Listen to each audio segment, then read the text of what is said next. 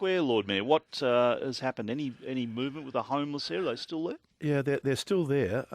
Look, I'm a bit concerned. I've been talking to service providers and Victoria Police over the last week or so, and we seem to be having a bit of a change up there.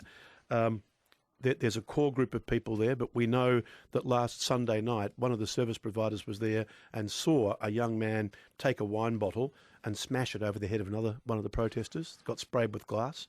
On Tuesday night, very nasty incident, from about midnight through till about 4 a.m, 3 men, intoxicated, came into the camp and they were punching the protesters in the face, demanding money, and then punching them again. And we think they might have come from Enterprise Park. We're not sure.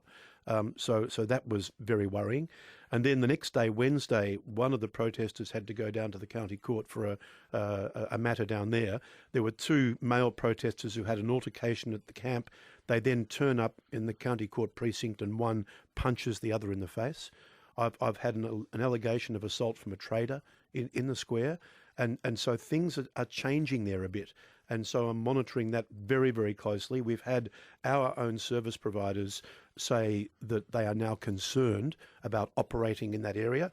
That's Serco and Citywide. And so we're going to... What's the garbage people? Yeah, exactly. They don't want to go in there. Cleaning it up. And well, one of them, we asked them to hose off the chalk marks that are all over the footpath, and there was some hostility and threat there, and they quite rightly told their people to back off. Meantime, I think we've got more and more people at Enterprise Park. So, look, I'm going to have to rely on our service providers. And we've got, look, the Salvos, Launch Housing, Melbourne City Mission, youth projects are all down there engaging with VicPol, with those protesters. But there are some concerning signs coming out of that encampment there. And look, violence. Well, you're talking about increased violence around the area. Absolutely. And look, we're seeing, what we suspect to be more drug use there as well. So from where it started to where we are now is a different territory altogether. So what do you do?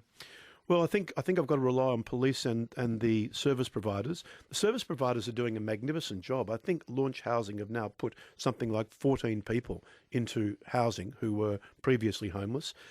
There is the capacity, and the minister himself has said, a guarantee out of homelessness for those people. Now, we know a lot of the people in City Square are well known to the service providers, which is why we continue to engage and work with them. We know that there are people there with mental illness problems. We know there are people there with drug and alcohol problems.